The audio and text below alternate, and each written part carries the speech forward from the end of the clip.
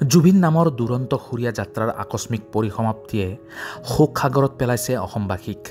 হিয়াৰ আমঠু জুবিন গাৰ্গৰ মৃত্যুৰ বাতৰিয়ে বিষাদ হৈ বিন্ধিছে প্ৰতিজনৰ বুকু। গুৱাহাটীৰ ঐতিহ্যমণ্ডিত বুঢ়া জামে মছজিদৰ চৌহদতো দেখা গ'ল শোকাকুল পৰিৱেশ। মছজিদৰ বাকৰিত আজি বাজি উঠে জুবিনৰ মায়াবিনী ৰাতিৰ বুকুত।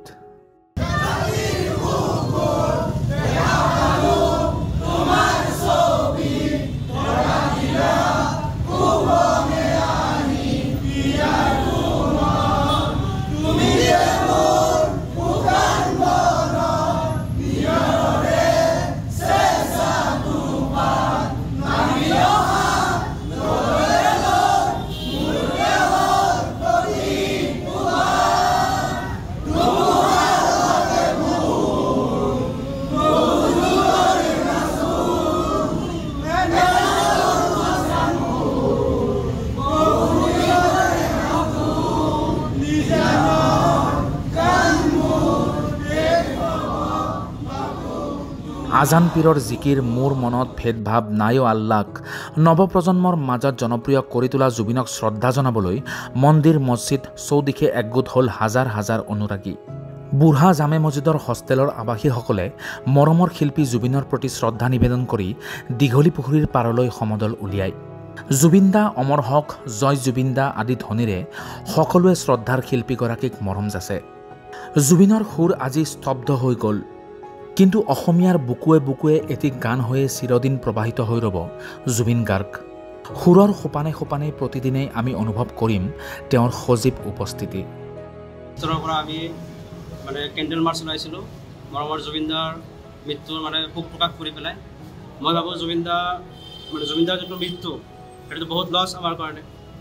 যেনেকৈ ধৰি লওক এমাজন ৰেইন ফৰেষ্ট যেনেকৈ আৰ্থৰ কাৰণে জৰুৰী হয়, মই ভাবোঁ মোৰ ধাৰণা আৰু যে এমাজন ৰেইন ফৰেষ্ট যেনেকৈ আৰ্থৰ কাৰণে জৰুৰী হয়, তেনেকৈ আমাৰ অসমৰ কাৰণে জুবিনদা বহুত জৰুৰী আছিলে।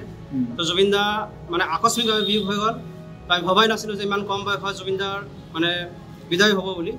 যে হওক আমি বুঢ়া মছজিদৰ পৰা আমাৰ হোষ্টেল তৰফৰ পৰা হোষ্টেলৰ ছাত্ৰ সকলোৱে মিলি পেলাই আমি এটা ৰেলী ওলাইছিলোঁ কেণ্ডেল মাৰ্চ। তো দীঘলী পুখুৰী হৈ পেলাই আমি লতাশিল প্লেগ্ৰাউণ্ড হৈ পেলাই আমি আকৌ বুঢ়া মছজিদ আহিলোঁ।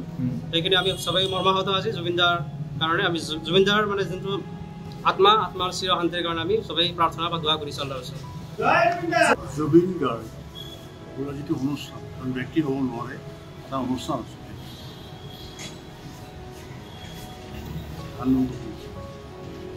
আজি আমাৰ মাজত গ'ল জুবিন ওলাই গ'ল, বহুত সৰু ল'ৰা যেই নহয়, কিন্তু প্ৰত্যেকজন অসমীয়া অসমবাসী হৃদয়ত সোমাই আছে।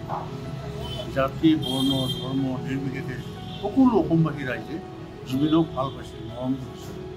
অসমৰ প্ৰত্যেকটা পৰিয়াল এজন সদস্য বুলি ক'ব লাগিব জুবিন গাৰ্গ। কিন্তু জুবিনৰ মৃত্যু হ'ল, এই মৃত্যু কেনেকুৱা হ'ল অসমবাসীৰ কিন্তু সন্দেহ আছে। ইয়াৰ ওপৰত এটা ৰহস্য থকা যে আমাৰ অনুমান হয়। গতিকে মই অসম চৰকাৰৰ ওচৰত দাবী জনাইছোঁ, জুবিনৰ মৃত্যুৰ যি কাৰণবোৰ সেইবোৰ তদন্ত হ'ব লাগিব। CBI দ্বাৰা তদন্ত কৰক। আৰু যদি সঁচাকৈ জুবিনৰ যদি মৃত্যু আমি সন্দেহ কৰাৰ ধৰণে হয়, তেতিয়া কিন্তু সেই দোষী সাৰি যাব নোৱাৰে। সেই দোষীৰ বিচাৰ হ'বই লাগিব, আৰু এই বিচাৰ কিন্তু অসমৰ ৰাইজেই কৰিব। এইটোও ঠিক কিন্তু। গতিকে মই বিচাৰোঁ জুবিনৰ বিধি আত্মাই শান্তি লাভ কৰক। আৰু আমি প্ৰত্যেকেই আমাৰ আজি প্ৰগ্ৰামটো বুঢ়া মছজিদৰ হোষ্টেল যিটো আছে, এই হোষ্টেল কমিটিয়ে অৰ্গেনাইজ কৰিছিলে, তেওঁলোককো মই ধন্যবাদ দিছোঁ। মানুহৰ মাজত এটা এৰি সৃষ্টি কৰিছে। গতিকে মই সকলোকে আপোনালোকক ধন্যবাদ দিছোঁ। তেওঁলোকক ধন্যবাদ দি মই বক্তব্য সামৰিছোঁ। ধন্যবাদ। আৰিফুল ইছলাম ৰিপৰ্ট, আৱাজ দ্য ভইচ।